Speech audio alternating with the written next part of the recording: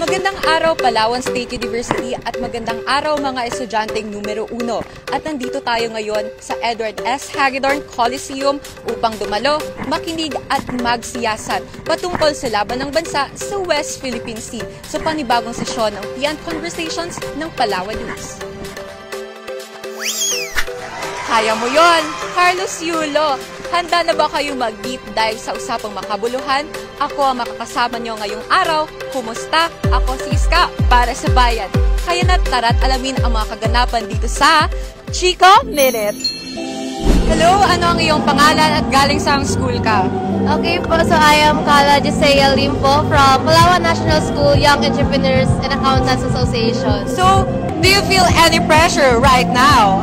I think, yes, I feel any pressure right now. Perfect! Very well said, Charot. Sa tingin mo, bilang isang estudyante na napili upang may padala sa PN Conversation sa Palawan News, ano ang kalagahan ng mga ganitong klase ng forum o sesyon para sa mga estudyanteng katulad mo? Para sa amin po na estudyante katulad ko po, I believe na mahalaga po yung mga ganitong forum, especially sa West Philippine Sea kasi bilang kabataan po, recognize tayo as pag-asa ng bayan, and who knows po na next time tayo na rin po yung mag-lead sa ating bansa. So mas better po na alam natin kung ano yung rights natin, hindi lang bilang isang mamamayan but also as a student na rin po ng Pilipinas. Paano mo naman nakikita ang epekto ng ganitong forum sa paghubog ng opinyon sa mga isyu ng bansa tulad sa West Philippine Sea? Para sa akin po, sa mga ganitong, yung epekto po ng mga ganitong aktibidad po natin, makakatulong po siya, katulad ng sinabi ko kanina, para malaman natin yung rights din po natin. And also, pag alam po natin yung rights natin, alam natin kung ano po dapat natin gawin po para sa mga ganitong mga situation po, social issues na kinakaharap ng bansa natin po. Since we are a democratic country, so it means na may karapatan tayo to practice our rights to speak, di ba? Yes. So, sa tingin mo, bilang isang kabataan and bilang isang estudyante, paano mo matutulungan na maipalaganap ang ganitong issue gamit ang iyong plataforma? Bilang isang student leader na rin po sa school namin, mapalaganap ko po yung mga ganitong plataforma po. Siguro po, yung paggamit na lang natin ng social media po, at least sa ganung way po, mas mabilis po natin may mapalaganap yung plataforma natin po. Ayan, girl, you're very, very familiar and feeling ko galing ka sa departamento ng mga mahusay at matatalino. Tama ba?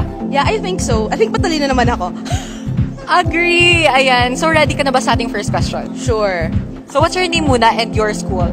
So I'm Sarah Margaret Itimbresa, better known as Margaret, and I'm from the College of Arts and Humanities, galing sa Palawan State University. Your course is political science, right? Yes. Okay, so bilang isang political science student, my first question for you is, bilang estudyanteng Palawenyo, mayroon ka bang prior knowledge or pangunahing kaalaman tungkol sa mga pangyayari sa West Philippine Sea?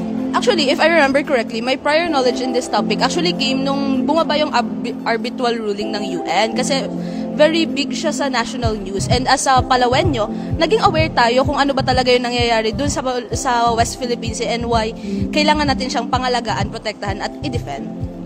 Yeah, so I know na you are mahilig ka sa magbasa ng mga articles. So, usually mga ganitong issue, saan ka nakakalap ng mga balita patungkol dito?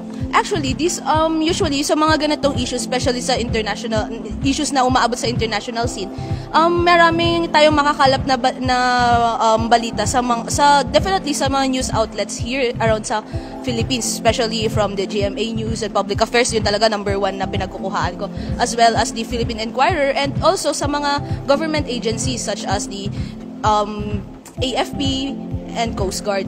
Sa international naman, makikita rin naman natin yung ruling niya, yung mismong ruling niya sa website ng UN kung isa-search lang natin. So marami talaga tayo mapagkukunan ng information about this topic. Paano mo nakikita ang epekto ng ganitong forum sa paghubog ng opinion sa mga issue ng bansa tulad nito nga, ng West Philippine Sea? Actually, these forums will be very informative, lalo na sa mga tao na hindi ganun ka-interested sa mga bagay na katulad nito. Kasi sa kanila naman, maaaring sabihin nila, territory lang naman natin yan, territorial dispute, nothing more, nothing less. However, it's much bigger than that. Makikita natin dito kung paano nadideal yung international, paano natin makikita yung international alliances ng iba-ibang foreign nations.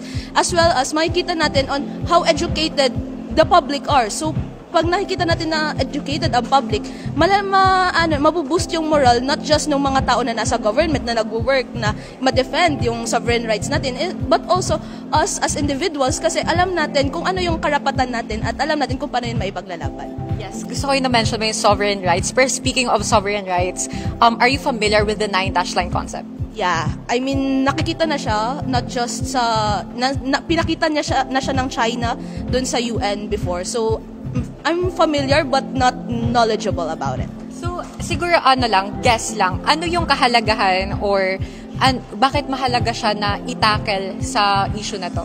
Kasi ang isa sa mga claim ng China is very historical. Kaya nilalabas nila yung 9-line na mapa eh. So kung makikita na, so it will be very important na ipakita natin yung kahalagahan nung pagkakaalam ng concept na yun. Is because if madidistinguish natin which is fact from bluff, which is kasama sa mga bluff na yun is yung 9-line ng China, makikita natin kung paanong hinuhubog lang ng China yung society para sa kanila.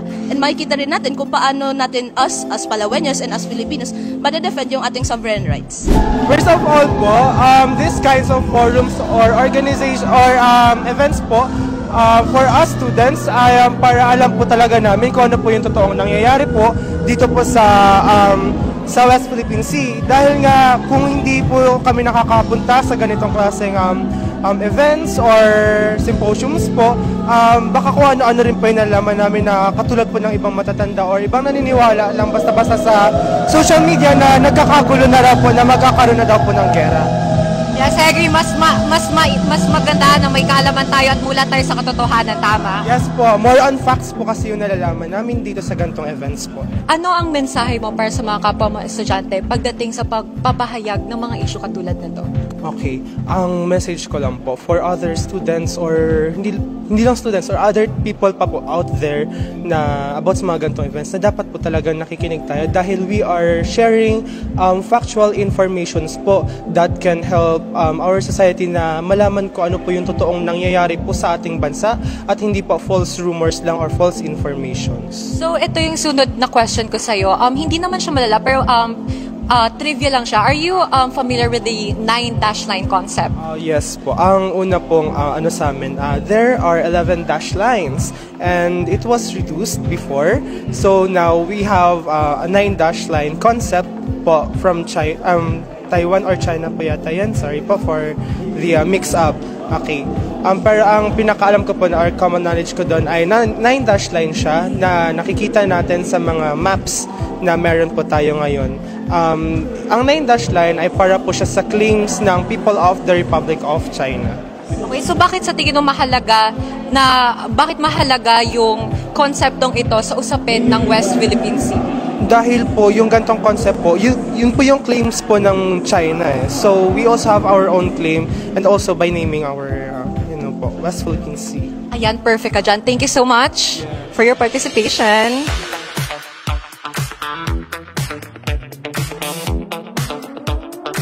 And yes, ngayon natapos na ang session ng PN Conversations. Ano yung greatest takeaway mo sa segment na kanilang isinagawa? I think one of my greatest takeaways sa segment ng PN Conversations this time is na-emphasize nila yung need for information campaign lalo na sa mga Palaweño. And other than that, na-emphasize din nila yung relevance ng issue na to not just in the local government but also due to economics, due to the geopolitical landscape ng ating country, and also na-emphasize din nila yung kahalagahan nito sa ating international sovereignty. Yung isa po sa mga key takeaway ko po is yung first po, yung kahalagahan ng transparency. Sa kahalagahan po ng transparency, mas mas mabilis po kumalat yung information, and once na meron po tayong lahat ng mga men ay mayroong sapat na information, mas dumadali po or mas marami po yung tao na nagpupersa po sa advocacy natin, which is yung pagpapahalaga natin sa West Philippine Sea. Yung leader na dapat na nandyan ay yung leader na kayang mag-commit not just to his roles but also sa mismong bansa natin. Kung ano yung nangabi sa atin, we should do it in the right way na makaka-benefit tayo, syempre. Kasi nga, leader natin siya pagtatanggol niya tayo. And also yung ibang bansa na wala tayong casualties. Kasi ang pinaka-nabanggit kanina na issue na maraming gusto ang war to fix this. Pero war will never be, like parang hindi magiging solusyon yung war para makuha natin yung sa atin. We can do it legally, matagal. Kagaya ng sabi kayo, matagal pero may nagagawa. Ngayon naman, ang nagustuhan ko ay yung pinaparating ng president natin na si President Marcos na hanggat meron tayong ipaglaban natin kasi hindi matatapos yan hanggat nandyan yan. Paano po ba nabuo ang konsepto ng PN Conversations and ano po ba yung kahalagahan kaya isinasagawa ito? Yung Palawan News Conversations ay nabuo to dahil sa paghahanap namin sa Palawan News, sa news desk ng Palawan News, ng mga pamamaraan para mas ma-engage ng dyaryo namin, ng Palawan News, ang readership, no? Nagsimula yung ganong pananaw namin, pag-iisip namin, kasi alam mo naman ngayon, in the age of social media, ang dami ng mga, kahit sino pwedeng mag-share ng information, no?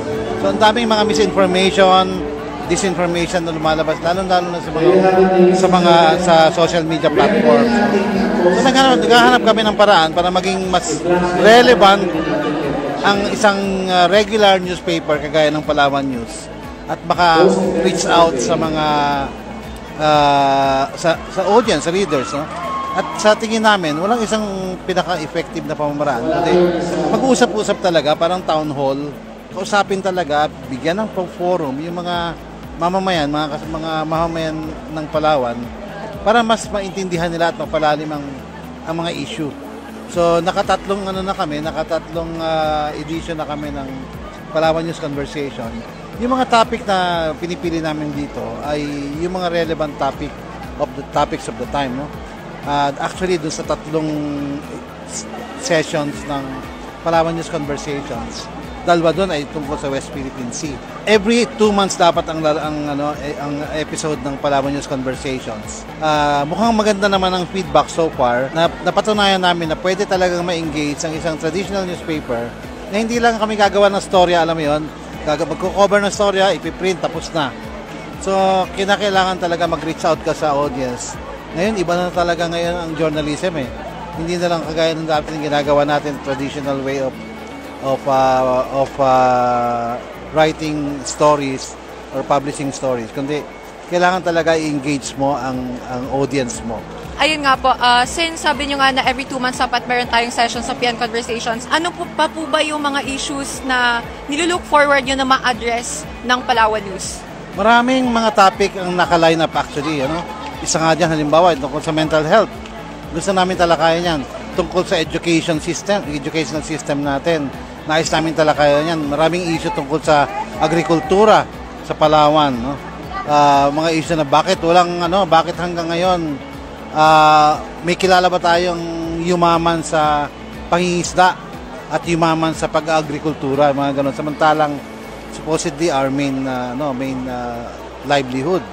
Tungkol sa tourism, no? Ang daming mga topic kasi iisa-isahin namin yan, and hopefully pag natapos na namin yun, pag napasadahan natin yung mga topics na yun, mas tataas ang level ng consciousness ng ating mga mamamayan.